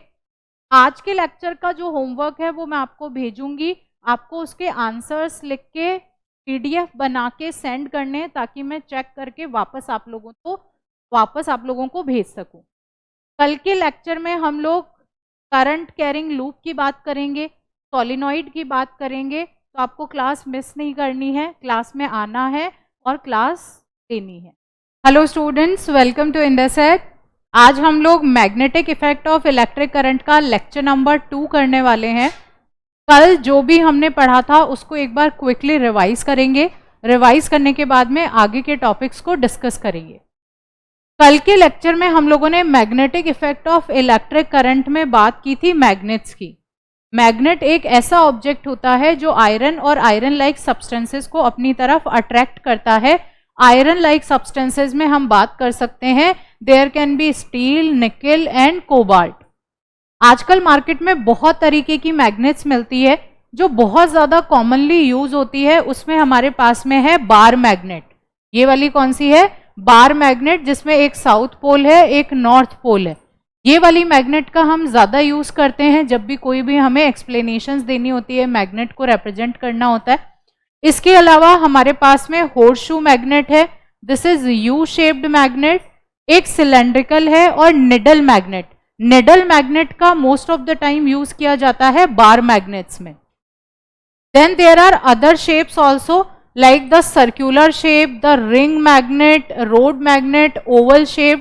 कई बच्चे खिलौनों के फॉर्म में भी मैग्नेट का यूज करते हैं, जैसे कि ये जो ओवल शेप वाली मैग्नेट्स आती है वो बहुत सारे स्कूल के बच्चे यूज करते हैं, हाथ में लेके इस तरह से घुमाते रहते हैं। तो आजकल मार्केट में अगर आप जाओगे और मैग्नेट खरीदने का सोचोगे तो आपके पास में एक वेराइटीज ऑफ मैग्नेट्स आपको मिल जाएगी। नेक्स्ट हमने बात की थी प्रॉपर्टीज ऑफ मैग्नेट की, कि क्या क्या प्रॉपर्टी है। तो उसमें आयरन और आयरन लाइक सब्सटेंसेस को अट्रैक्ट करती है, फ्रीली सस्पेंड करो तो ये नॉर्थ और साउथ डायरेक्शन को दिखाती है। उसके बाद में हम लोगों ने बोला था कि इसके हमेशा डाइपोल एग्जिस्ट करते हैं, मोनोपोल एग्जिस्ट नहीं करते। अगर कोई भी लाइक पोल्स होंगे तो वो एक दूसरे को रिपेल करेंगे, अनलाइक पोल्स होंगे तो अट्रैक्ट करेंगे। Then we have the magnetic compass. Magnetic compass कुछ इस तरह का दिखाई देता है। यहाँ पे आप देख पा रहे हैं this is the geographical north pole, this is the magnetic north pole. दोनों के बीच में यहाँ पे 20 डिग्री का डिफरेंस हम लोगों को दिखाई दे रहा है। ये जो डिफरेंस है ये पोलर रिवर्सल थ्योरी करके एक टर्म है, उससे एक्सप्लेन की जा सकती है। जब आप लोग क्लास 12th में आओगे तो इस डिफरेंस के बारे में थोड़ा सा डिटेल में पढ़ेंगे। अभी हम लोगों को सिर्फ इतना पता है कि मैग्नेटिक कंपस एक ऐसा इंस्ट्रूमेंट है जो धरती के ऊपर डायरेक्शंस को फाइंड आउट करने में हमारी हेल्प करता है। आगे आते हैं हम मैग्नेटिक फील्ड पे। मैग्नेटिक फील्ड मैग्नेट के चारों तरफ का वो एरिया है जिसमें एक मैग्नेटिक फोर्स को एक्सपीरियंस किया जा सकता है। मैग्नेटिक फील्ड को रिप्रेजेंट करने के लिए यहाँ पे हम मैग्नेटिक फील्ड लाइंस का यूज करते हैं। जब भी आपको मैग्नेटिक फील्ड लाइंस ड्रॉ करने के लिए बोला जाएगा तो आप ये वाले डायग्राम को चूज करेंगे। इस डायग्राम से आप मैग्नेटिक फील्ड लाइंस को यहाँ पे रिप्रेजेंट करेंगे। नॉर्थ डायरेक्शन, साउथ डायरेक्शन, कोई भी दो लाइंस एक दूसरे को इंटरसेक्ट नहीं कर रही है, बहुत अच्छे से रिप्रेजेंटेटेड है। ये हमारा यू शेप्ड अगर कोई मैग्नेट है तो उसमें किस तरह से मैग्नेटिक फील्ड होगा। अगर हमने अनलाइक पोल्स को यहाँ पे रखा है नॉर्थ एंड साउथ, तो मैग्नेटिक फील्ड लाइंस कुछ इस तरह से यहाँ पे अलाइन होती है। वहीं अगर हम अनलाइक पोल्स को रखते हैं तो ये रिपेल करते हैं, और रिपल्शन का जो डायग्राम हमें दिखता है वो कुछ इस तरह का दिखाई देता है। टोरॉइड के बारे में हम लोग क्लास 12th में पढ़ेंगे। हमारे पास next we have the solenoid. Solenoid से हमारा मतलब है कि अगर हम किसी सर्कुलर वायर के मल्टीपल लूप्स बना लें तो उसे हम सोलिनॉइड कह देते हैं। थोड़ा सा और डिटेल में आगे अभी आने पे पढ़ने वाले हैं हम इसके बारे में। Now we have the magnetic field lines. मैं वही आज की अभी जो मैं करवा रही हूँ that is the revision of previous class. तो जो कल पढ़ा था बस उसे क्विकली रिवाइज कर रहे हैं, फिर आगे का पढ़ेंगे। मैग्नेटिक फील्ड लाइंस क्या है? वो इमेजिनरी लाइंस है जो मैग्नेटिक फील्ड को रिप्रेजेंट करने के काम आती है। डायग्राम्स आपको सबके बनाने आने चाहिए। मैग्नेटिक फील्ड लाइंस बनाने को बोलेंगे तो आप इस तरह से ये डायग्राम का यूज करके इनको बनाएंगे। मैग्नेटिक फील्ड लाइंस की प्रॉपर्टीज हम कुछ इस तरह से बताते हैं। नॉर्थ पोल से ओरिजिनेट हो रही है, साउथ पोल पे एंड होती है outside the magnet. Inside the magnet south से नॉर्थ की तरफ जाती है।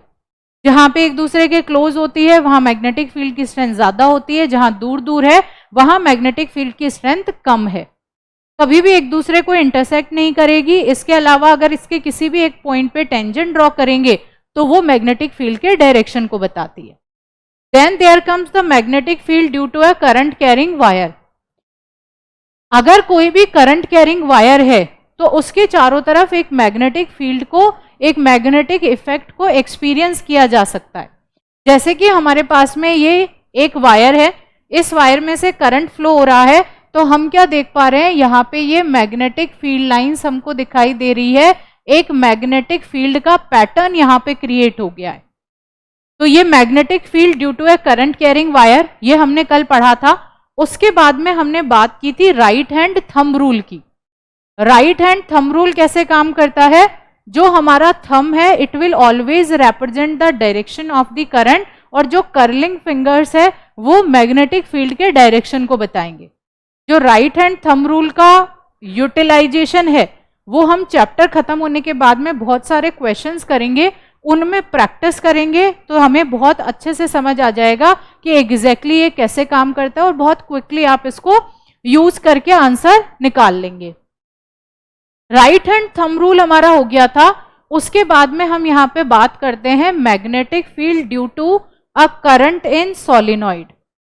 उससे पहले मैं कहती हूं कि अगर हमने एक सर्कुलर वायर लिया, हम किसकी वजह से मैग्नेटिक फील्ड देख रहे हैं? Magnetic field due to a circular wire. Circular wire कैसा बनेगा? कुछ इस तरह से वायर है। This is the current is flowing like this, इस तरह से ये आई करंट यहाँ पे फ्लो हो रहा है।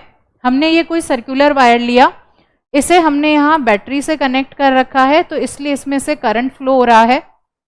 जो करंट का डायरेक्शन है that is from positive to negative. अब इस करंट के फ्लो होने से ये जो वायर है वो एक मैग्नेट की तरह काम करने लग जाता है। तो मैग्नेट की तरह काम कर रहा है, इसका मतलब यहाँ पे मैग्नेटिक फील्ड भी प्रोड्यूस होगा।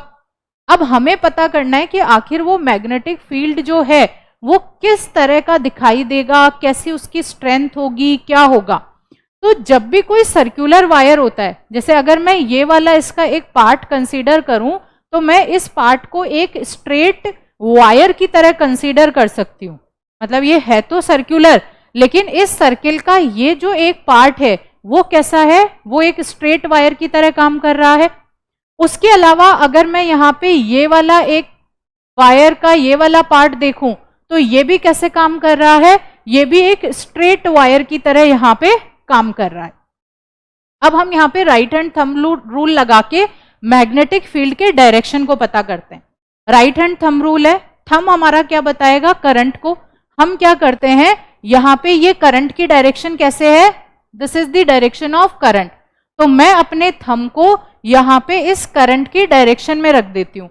अब मुझे क्या करना है? अपनी फिंगर्स को कर्ल करना है। तो this is how I will curl the fingers. तो मेरे पास में मैग्नेटिक फील्ड कैसे आ रहा है? यहां से ऐसे अंदर जा रहा है, दिस इज हाउ, और ऐसे बाहर वापस आ रहा है। ऐसे अंदर जा रहा है और बाहर आ रहा है, मतलब इस तरह से। तो ये अंदर गया और यहां से बाहर आया। ऐसे यहाँ पे बहुत सारे कॉन्सेंट्रिक सर्कल्स बनेंगे। ये मेरे पास एक मैग्नेटिक फील्ड यहाँ क्रिएट हो गया और उसका डायरेक्शन कैसे है, यहाँ पे इनसाइड जा रहा है और फिर आउटसाइड आ रहा है। अब हमारे पास ये एक पॉइंट है जिसपे करंट यहाँ पे फ्लो हो रहा है डाउनवर्ड डायरेक्शन में, और हम मान के चल रहे हैं कि ये भी एक स्ट्रेट वायर की तरह काम कर रहा है। तो now we will find out the magnetic field at this point. इस पॉइंट पे फाइंड आउट करने के लिए हमें फिर से राइट हैंड थंब रूल का यूज करना पड़ेगा। अब राइट हैंड थंब रूल का यूज करने के लिए मुझे क्या करना है, मुझे इस तरह से यहाँ पे राइट हैंड को रखना है और अपनी जो फिंगर्स है उनको कर्ल करना है। अब मैं फिंगर्स को कर्ल कर रही हूँ, तो ये फिंगर्स कर्ल होके ऐसे बाहर आ रही है, ये ऐसे है, ये कर्ल होके ऐसे बाहर की साइड आ रही है। तो अगर मैं इसे ऐसे रखूं तो ये ऐसे जा रही है और ऐसे बाहर आ रही है। तो मतलब इस सर्कुलर लूप में अगर हम मैग्नेटिक फील्ड को देखें तो इस सर्कुलर लूप के अंदर तो ऐसे मैग्नेटिक फील्ड अंदर जा रहा है और इसके बाहर की तरफ ऐसे बाहर की साइड आता हुआ दिखाई दे रहा है। यहाँ पे भी ये कुछ कॉन्सेंट्रिक सर्कल्स बनेंगे और ये हमें इसका मैग्नेटिक फील्ड दे देंगे।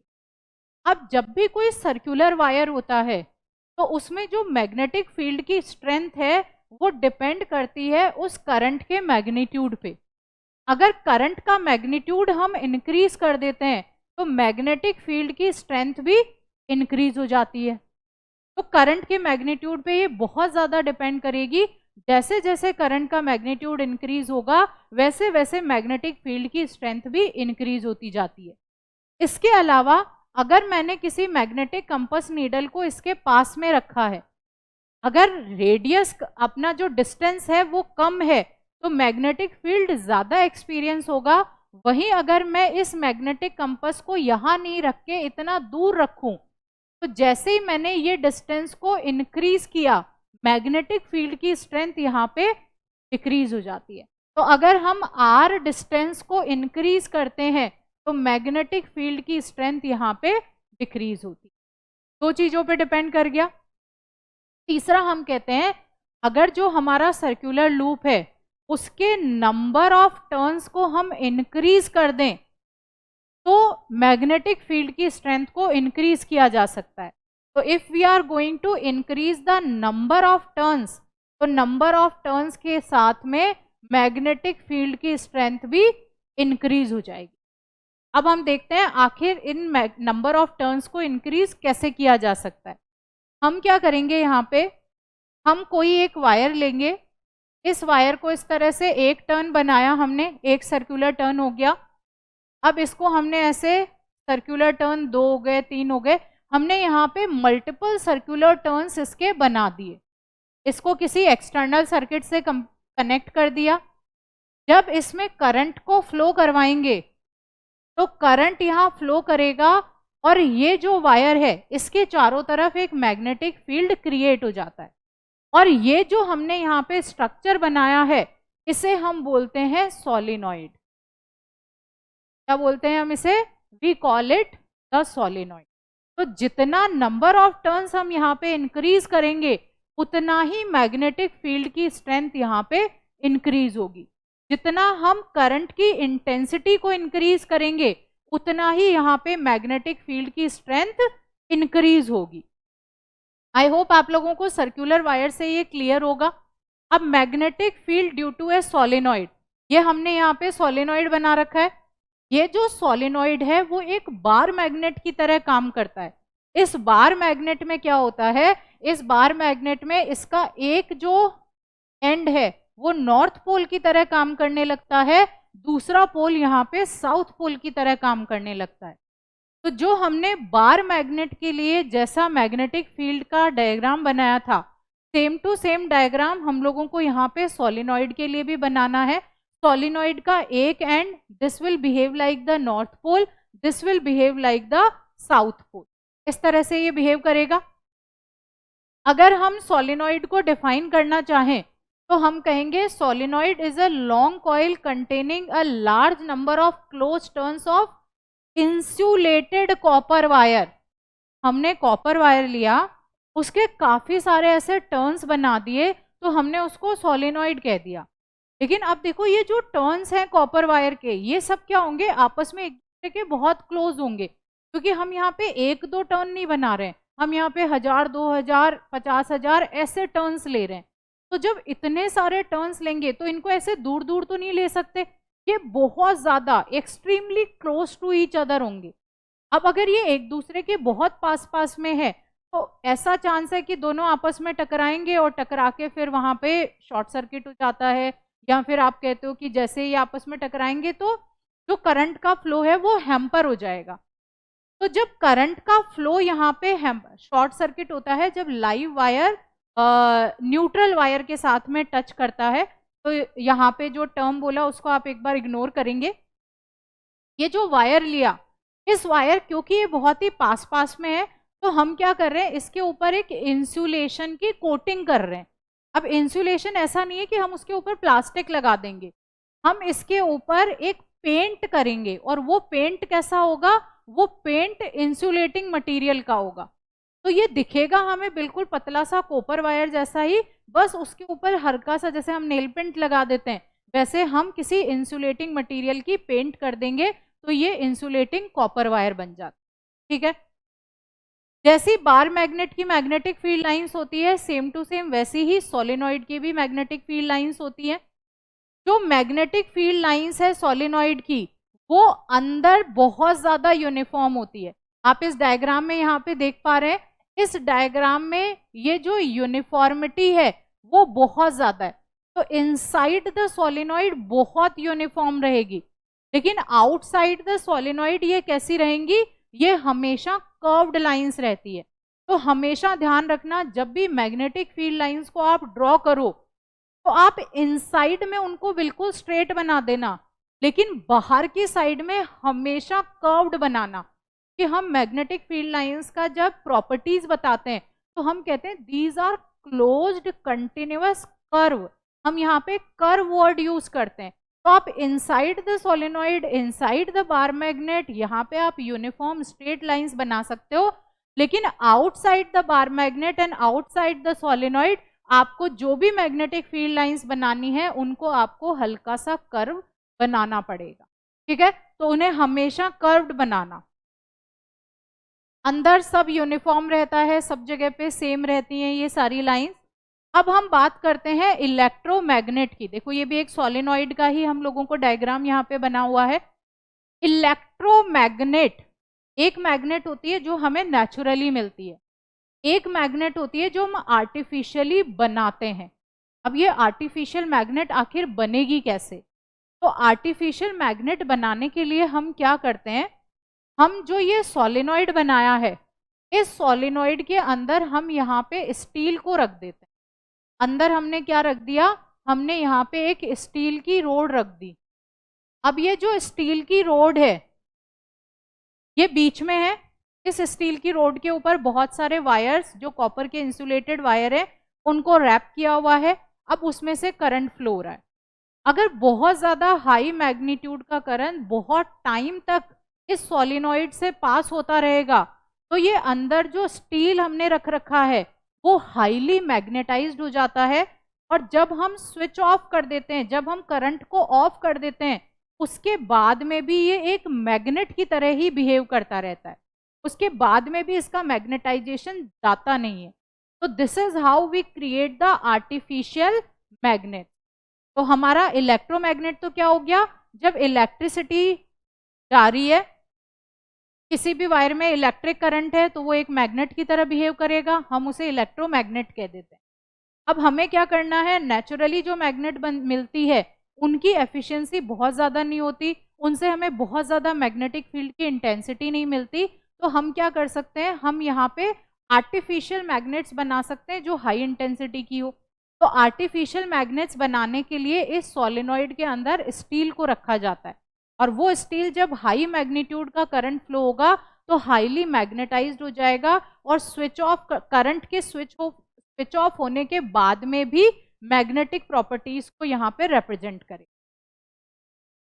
एक दूसरा केस है हमारे पास में जिसमें हम क्या चाहते हैं, मैग्नेटिक फील्ड की स्ट्रेंथ को तो इंक्रीज करना चाहते हैं, लेकिन हमारी ऐसी कंडीशन है कि जैसे ही मैं करंट को स्विच ऑफ करूं, ये जो इलेक्ट्रोमैग्नेट है वो तुरंत नॉर्मल हो जाए, इसका सारा का सारा मैग्नेटाइजेशन खत्म हो जाए। तो उस वाले केस में हम क्या करते हैं, इस सोलेनोइड के अंदर सॉफ्ट आयरन कोर को रखते हैं। सॉफ्ट आयरन कोर जब आप स्विच को ऑन करोगे तो मैग्नेटाइज होके अच्छा मैग्नेटिक फील्ड देगा, आप स्विच को ऑफ करोगे तुरंत वो डीमैग्नेटाइज हो जाए। तो सॉफ्ट आयरन कोर, अगर हमें मैग्नेटाइज को कंप्लीटली डीमैग्नेटाइज करना है जल्दी से, सॉफ्ट आयरन कोर रख देंगे। अगर हमें परमानेंट मैग्नेट्स बनानी है तो हम यहाँ पे स्टील का यूज करते हैं। देन आगे चलते हैं। तो इलेक्ट्रोमैग्नेट क्या हो जाएगी, इलेक्ट्रोमैग्नेट है कि अगर आपने सोलेनोइड रखा और सोलेनोइड के बीच में यहाँ पे सॉफ्ट आयरन कोर रख दिया, तो ये सॉफ्ट आयरन कोर क्या करेगा, ये इस मैग्नेटिक फील्ड की स्ट्रेंथ को बढ़ा देगा। जितना मैग्नेटिक फील्ड पहले मिल रहा था, अब उससे ज्यादा मैग्नेटिक फील्ड की इंटेंसिटी हमें मिलने लग जाएगी, और जैसे ही हम स्विच ऑफ करेंगे ये डीमैग्नेटाइज हो जाएगा। अब ये इलेक्ट्रोमैग्नेट की तरह काम नहीं करेगा। नेक्स्ट है हमारे पास में magnetic force on a current carrying wire. इसको हम कैसे समझेंगे, इसको हम कुछ इस तरह से एक डायग्राम बनाते हैं। फॉर एग्जाम्पल, मैंने कहा यहाँ पे कोई एक नॉर्थ पोल है, यहाँ पे हमने एक साउथ पोल ले रखा है। सिर्फ नॉर्थ या साउथ पोल नहीं होगा, आप इसको कुछ इस तरह से अगर बना दें तो ये हमारी एक कोई मैग्नेट बन गई जिसका एक नॉर्थ पोल है और एक साउथ पोल। अब हम कह रहे हैं क्योंकि ये नॉर्थ पोल है, यहाँ पे इलेक्ट्रिक फील्ड लाइंस की इंटेंसिटी काफ़ी ज़्यादा होती है, यहाँ पे पास पास में होती है, they are closer to each other, तो यहाँ जो मैग्नेटिक फील्ड होगा वो काफ़ी ज़्यादा हाई होगा, the magnetic field intensity will be high. यहाँ पे साउथ पोल की वजह से magnetic field intensity will be high. तो मतलब ये जो एरिया हमें मिला, यहाँ पे क्या प्रेजेंट है, यहाँ पे मैग्नेटिक फील्ड प्रेजेंट है। अब अगर इस मैग्नेटिक फील्ड में हम कोई करंट कैरिंग वायर को रख देते हैं, मैंने यहाँ पे एक करंट कैरिंग एक वायर रखा, इस वायर में से करंट फ्लो हो रही है, देन इसको वायर को रख दिया, इसमें से करंट फ्लो हो रही है। आप कह सकते हो ये कहीं पे यहाँ पे इस तरह से किसी जगह पे ये किसी सर्किट से कनेक्टेड होगा और इस वायर में से करंट फ्लो हो रहा होगा। हम इसका डायरेक्शन चेंज करते हैं। This is how this electric current is flowing. जब इस वायर में से इलेक्ट्रिक करंट फ्लो हो रहा है, तो अब ये वायर कैसे काम कर रहा है, ये भी एक मैग्नेट की तरह बिहेव करने लग जाता है, क्योंकि अगर यहाँ पे करंट आई फ्लो हो रहा है तो इसके चारों तरफ भी क्या होगा, यहाँ पे मैग्नेटिक फील्ड होगा, क्योंकि कोई भी करंट कैरिंग वायर होता है वो अपने चारों तरफ एक मैग्नेटिक फील्ड क्रिएट करता है, that behaves like a magnet. तो यहाँ ऑलरेडी एक मैग्नेटिक फील्ड प्रेजेंट था, जो नॉर्थ और साउथ पोल हमारे पास में यहाँ पे दिए हुए हैं इनकी वजह से, और जब हमने ये वायर रखा तो इसकी वजह से यहाँ पे एक मैग्नेटिक फील्ड और प्रोड्यूस हो गया। जब ये एक मैग्नेटिक फील्ड और प्रोड्यूस हो गया तो ये दोनों मैग्नेटिक फील्ड क्या करेंगे, या तो एक दूसरे को रिपेल करेंगे या एक दूसरे को अट्रैक्ट करेंगे। अट्रैक्शन और रिपल्शन क्या है, फोर्स। तो कहने का मतलब हुआ, अगर किसी भी प्री एग्जिस्टिंग मैग्नेटिक फील्ड में हम किसी करंट कैरिंग कंडक्टर को रखते हैं तो उसके ऊपर एक फोर्स लगता है। क्या लग रहा है, उसके ऊपर एक फोर्स लग रहा है। तो जब इसके ऊपर फोर्स लग रहा है तो हमने कहा कि अगर ये वायर है मेरे पास में, जिसको हमने यहाँ पे करंट कैरिंग, ये जो हमारा फील्ड है इसके अंदर रख रखा है, फॉर एग्जाम्पल इसका डायरेक्शन ऊपर से नीचे है, तो इस तरह से हम राइट हैंड थंब रूल से कहेंगे कि मैग्नेटिक फील्ड का डायरेक्शन ये रहेगा। अब मैग्नेटिक फील्ड का डायरेक्शन एक बार हम नीचे की तरफ लेके देखते हैं। हमने कुछ इस तरह से लिया, अंदर की साइड जा रहा है, ऐसे ये अंदर जा रहा है, इधर से बाहर आ रहा है, ये वाला आपको मिला। अब हम इसको उल्टा करके देखते हैं। जब हम उल्टा करके देख रहे हैं तो आपके पास मैग्नेटिक फील्ड अंदर जा रहा है इधर, और इधर से बाहर आ रहा है। ये वाला कैसा है, this is what, this is clockwise. ये है हमारे पास में क्लॉकवाइज। कल ही बताया था मैंने आपको क्लॉक फेस रूल के बारे में। तो ये क्लॉकवाइज है, कुछ इस तरह से आ रहा है ना करंट, तो दिस इज क्लॉकवाइज। यहाँ पे मैं देखूं तो ये एंटी क्लॉकवाइज जा रहा है, तो ये कैसा हो गया, दिस इज एंटी क्लॉकवाइज। अब जो मैंने कल आपको क्लॉक फेस रूल बताया था, उसके हिसाब से मैंने कहा कि करंट आपका नीचे की तरफ है और यहाँ पे ये क्लॉकवाइज डायरेक्शन में मैग्नेटिक फील्ड है, तो क्लॉकवाइज डायरेक्शन में हमारे पास में क्या बनता है, साउथ, तो ये साउथ पोल बना देगा। अगर ऊपर की तरफ जा रहा है एंटी क्लॉकवाइज है, तो ये हमारे पास में नॉर्थ पोल क्रिएट करेगा, तो मतलब ये नॉर्थ पोल की तरह काम करेगा। अब देखिए, अभी जो हमारे पास में ये करंट कैरिंग वायर है वो नीचे की तरफ इसका करंट का डायरेक्शन है, नीचे की तरफ है, मतलब यहाँ पे क्लॉकवाइज डायरेक्शन है मैग्नेटिक फील्ड का। और अगर मैग्नेटिक फील्ड क्लॉकवाइज है, इसका मतलब इसका जो पोल का जो मैग्नेटिक पोल बन रहा है वो कैसा है, वो साउथ पोल। ये वाला साउथ पोल उसको रिपेल करेगा, ये नॉर्थ पोल उसको अट्रैक्ट करेगा।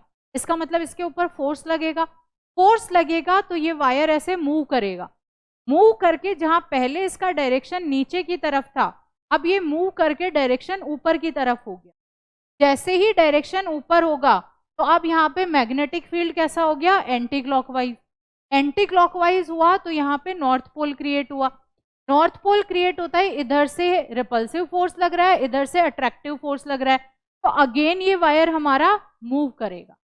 इन शॉर्ट हम कहते हैं whenever there is a pre-existing magnetic field, अगर उसमें हम किसी करंट कैरिंग कंडक्टर को रखते हैं तो उसके ऊपर एक फोर्स लगता है और उस फोर्स की वजह से वो वायर मूव करने लगता है।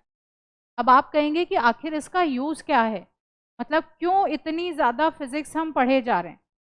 इसका यूज हमारे डे टू डे लाइफ में बहुत सारी जगह है, जहाँ पे भी हम इलेक्ट्रिक मोटर का यूज करते हैं वहाँ पे हम इस वाले फिनोमेना को यूज कर रहे हैं। अगर आप पंखा चला रहे हैं, उसमें ऑलरेडी कुछ मोटर्स लगी हुई हैं जिनकी वजह से वो पंखा रोटेट कर रहा है, वो जो फोर्स लग रहा है।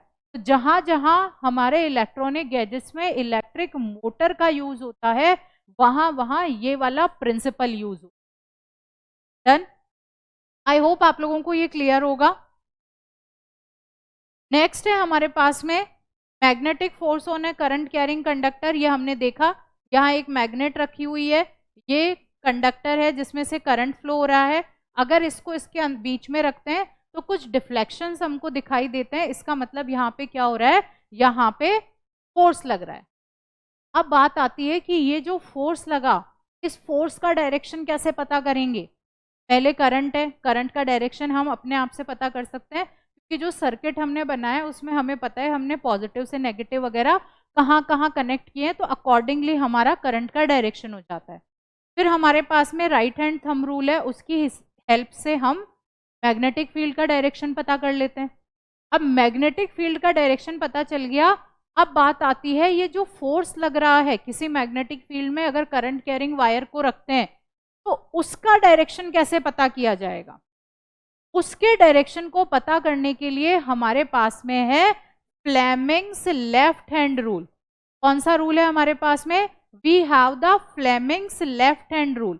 आपको अपना लेफ्ट हैंड लेना है और इस लेफ्ट हैंड की 4 फिंगर, जिसे आप इंडेक्स फिंगर भी कहते हो, 4 finger, the middle finger, the thumb, इन तीनों फिंगर्स को आपको राइट एंगल पे रखना है।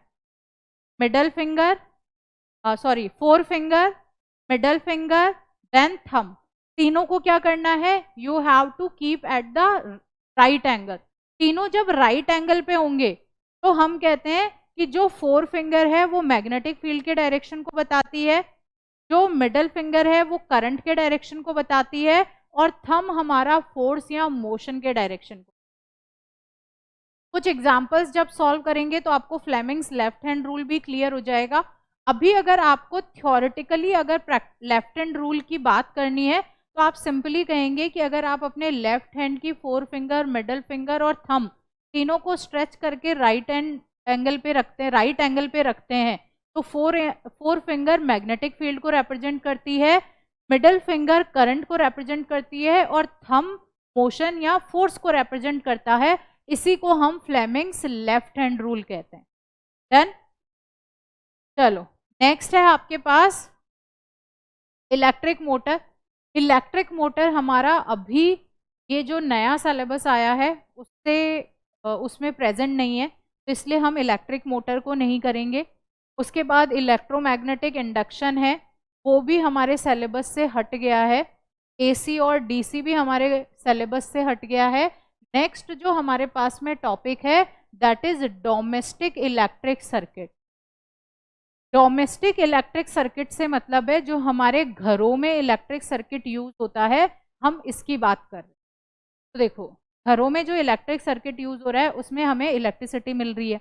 अब हम कहते हैं हमारे घर में इलेक्ट्रिसिटी आती कहाँ से है, तो मतलब कोई हमारे देश का thermal power station, nuclear power station, कोई हाइड्रो इलेक्ट्रिक पावर स्टेशन या कोई solar power station, wind power station, ऐसा कोई ना कोई हमारे पास पावर स्टेशन होगा जहाँ से इलेक्ट्रिसिटी सप्लाई होके हमारे घरों तक पहुँच रही है।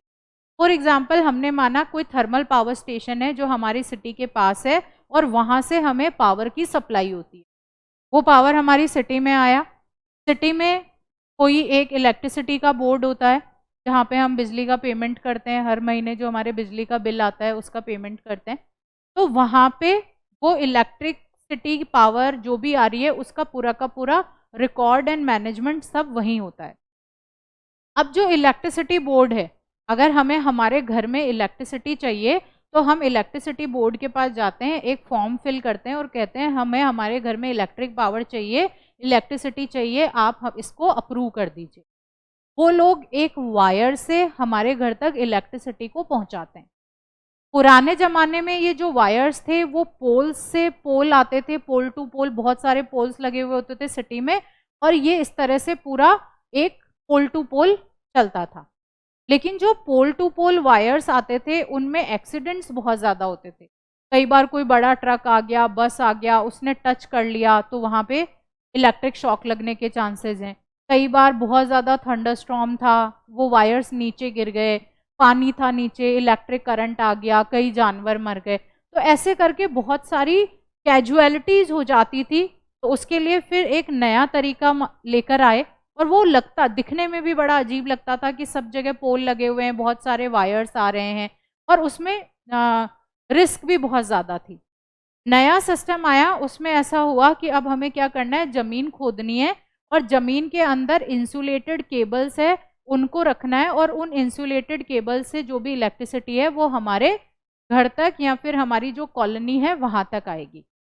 हमारी कॉलोनी तक जो पावर आती है वो काफ़ी ज़्यादा हाई पावर की होती है, क्योंकि ट्रैवल कर रही है तो कुछ लॉसेस भी होते हैं, इस तरह का रहता है।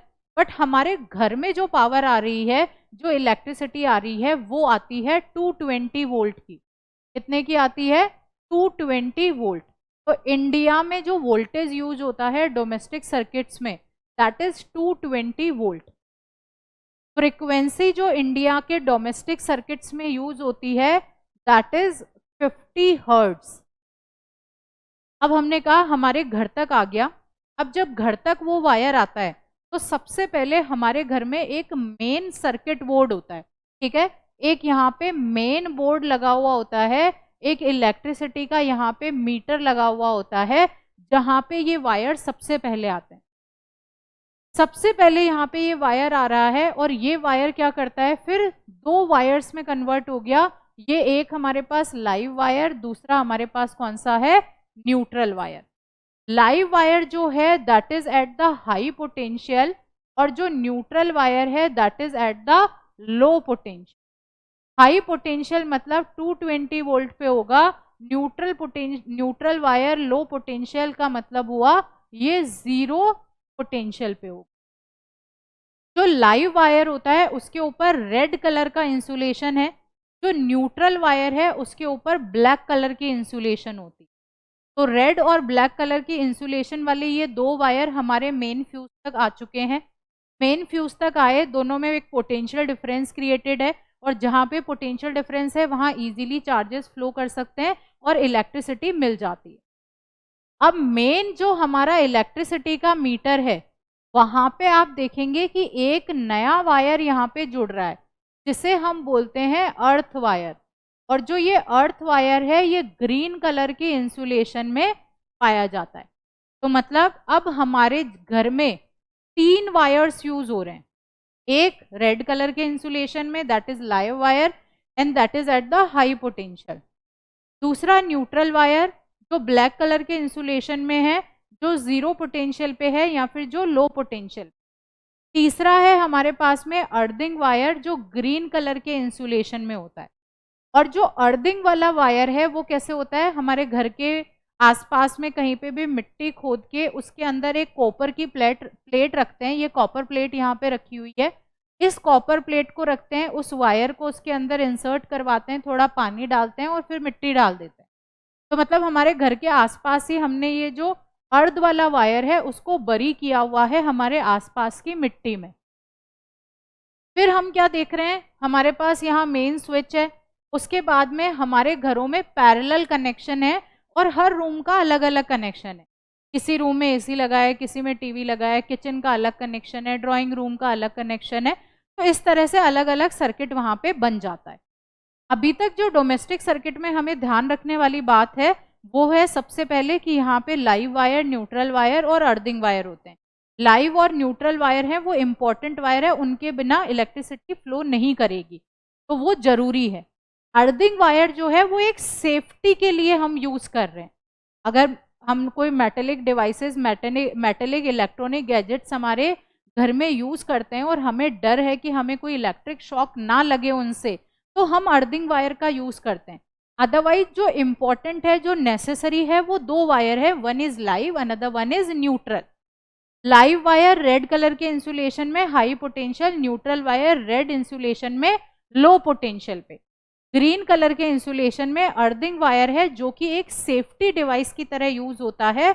अगर घर में कोई भी मेटेलिक गैजेट्स हैं, अगर किसी कारण से उनके ऊपर चार्जेस का डिस्चार्ज हो गया, एक्स्ट्रा चार्जेस अक्यूमुलेट हो गए और हमने उसे गलती से टच कर दिया, तो हो सकता है वो चार्जेस हमारी बॉडी के थ्रू पास हो और हमें इलेक्ट्रिक शॉक लग जाए।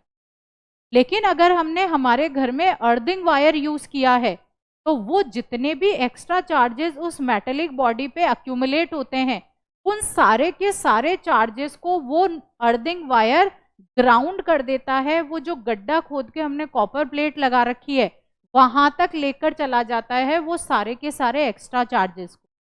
तो इसलिए हमें इलेक्ट्रिक शॉक नहीं लगता। तो वो हो गया हमारा सेफ्टी मेजर। फ्रीक्वेंसी आती है 50 हर्ट्ज की। पैरेलल कनेक्शन करते हैं हम हमारे घरों में, वोल्टेज की सप्लाई सेम रहती है, दैट इज 220 वोल्ट। एक हमारा यहाँ पे जो सेफ्टी मेजर है वो हो गया अर्ध वायर। अब हम दूसरे सेफ्टी मेजर की बात करते हैं, दैट इज अ फ्यूज।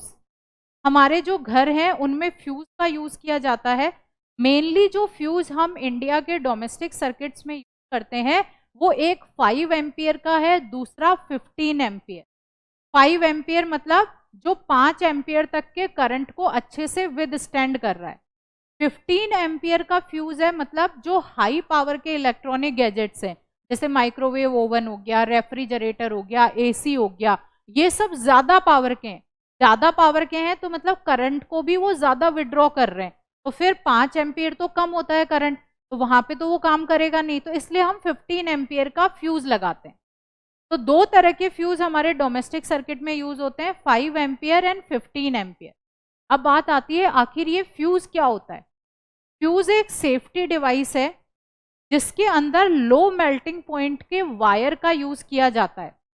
अगर हाई पावर की सप्लाई आ गई, अगर ओवरलोडिंग हो गया हमारे घरों में, तो जब ओवरलोडिंग होगा तो जो करंट है वो काफी इंक्रीज हो जाता है।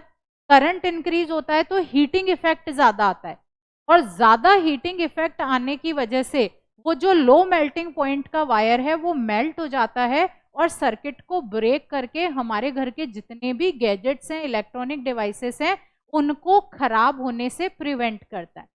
तो सेफ्टी मेजर है हमारे पास में फ्यूज यहाँ पे, और 2 तरह के फ्यूज हैं।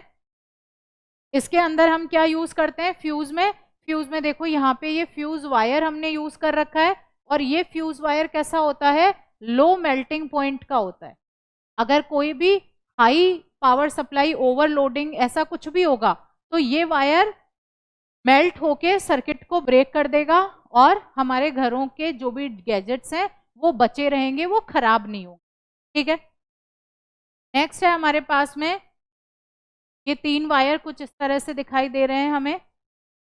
नेक्स्ट है हमारे पास में ओवरलोडिंग और शॉर्ट सर्किट का केस।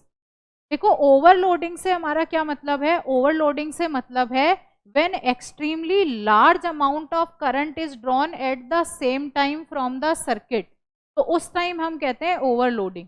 आप यहाँ पे ये एक इमेज देख रहे हो, हमने एक एक्सटेंशन बोर्ड लिया और इस एक्सटेंशन बोर्ड में इतने सारे गैजेट्स लगा रखे हैं। जब किसी एक एक्सटेंशन बोर्ड जिसका हमने 5 एम्पियर का फ्यूज लगा रखा है, अगर 15 एम्पियर भी लगा रखा है तो भी इतने सारे गैजेट्स एक साथ, जब इतने सारे गैजेट्स एक साथ होंगे तो वो करंट भी उतना ही विड्रॉ करेंगे। जब इतना सारा करंट एक साथ विड्रॉ होगा तो यहाँ पे ओवरलोडिंग की सिचुएशन आ जाती है, तो this is known as overloading. अब जब बहुत सारा करंट है तो हीटिंग इफेक्ट है, हीटिंग इफेक्ट होता है तो फ्यूज का वायर मेल्ट हो जाता है, सर्किट को ब्रेक कर देता है। अदरवाइज जो ये हमने यहाँ पे जितने भी गैजेट्स लगा रखे हैं उनमें से बहुत सारे गैजेट्स के खराब होने के चांसेस रहते हैं। ओवरलोडिंग जरूरी नहीं है कि हमारे इस तरह से बहुत ज़्यादा करंट विड्रॉ करने से ही हो। कई बार जो पावर हाउस से इलेक्ट्रिसिटी आती है वो भी फ्लक्चुएटिंग आती है और उस टाइम में भी बहुत ज़्यादा पावर की सप्लाई आ जाती है तो भी ओवरलोडिंग हो जाती है। ओवरलोडिंग के बाद दूसरा जो हमारे पास में यहाँ पे टर्म है that is short circuit. Short circuit से मेरा मतलब है अगर लाइव वायर न्यूट्रल वायर को किसी भी कारण से टच कर देता है तो जैसे ही वो टच करता है उसी टाइम एकदम से करंट एक्सट्रीमली हाई हो जाता है। वो क्या रहा है, लाइव वायर न्यूट्रल वायर को टच कर रहा है और करंट एकदम से बहुत हाई हो जा रहा है। जब करंट बहुत हाई हो जाता है तो वहां पे हीटिंग इफेक्ट प्रोड्यूस होता है और उसकी वजह से शॉर्ट सर्किट होके घरों में आग भी लग जाती है। हम बहुत बार सुनते हैं कि उनके घर में शॉर्ट सर्किट या आग लग गई। अब शॉर्ट सर्किट कैसे हो सकता है, उसके क्या क्या कारण है। हम कहते हैं कि कई बार तो क्या होता है जो हमारे लाइव वायर है, जो हमारा न्यूट्रल वायर है, उस पर इंसुलेशन तो किया है लेकिन वो इंसुलेशन किसी टाइम मतलब कारण से हो सकता है, बहुत सालों से हम उन वायर को यूज कर रहे हैं और वेयर एंड टेयर की वजह से उनका इंसुलेशन हट गया और दोनों आपस में टच हो गए और शॉर्ट सर्किट हो गया। This could be one of the reason. Next है हमारे पास में हीटिंग का केस। हो सकता है कि ओवरलोडिंग का केस है। जब ओवरलोडिंग है मतलब बहुत ज़्यादा करंट को विड्रॉ किया जा रहा है, ज़्यादा करंट है तो ज़्यादा हीट वहाँ प्रोड्यूस होगी। जब ज़्यादा हीट होगी तो वो जो इंसुलेशन है वो इंसुलेशन मेल्ट हो जाएगा। मेल्ट होके वो अपने पास वाले जो भी वायर हैं उनके साथ में टच हो सकता है और शॉर्ट सर्किट क्रिएट हो सकता है। तो that could be the second reason.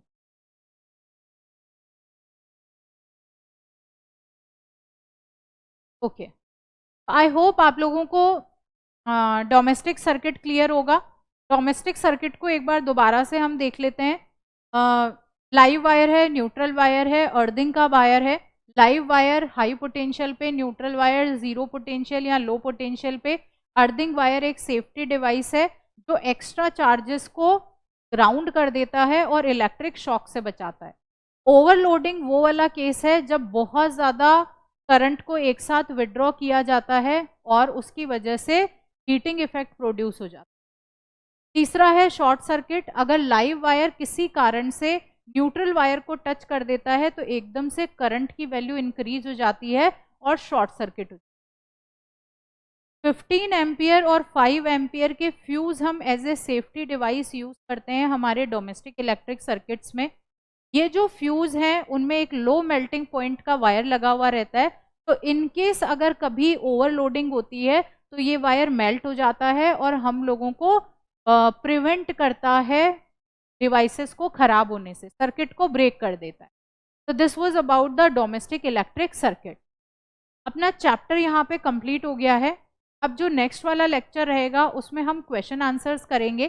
पहले जो एनसीईआरटी के जितने भी एग्जाम्पल्स हैं, एनसीईआरटी के जो बैक एक्सरसाइज के क्वेश्चंस है उन्हें करेंगे। उसके बाद में मेरे पास में यहाँ पे काफ़ी सारे एक्स्ट्रा क्वेश्चंस मैंने यहाँ पे लिख रखे हैं मेरी पीडीएफ फाइल में, इन सारे क्वेश्चंस को हम सॉल्व करेंगे। आपको कोई भी डाउट्स हैं तो आप मुझे ऐप पे कमेंट करके बता देंगे और मैं उनको सॉल्व करने का ट्राई करूँगी। Thank you.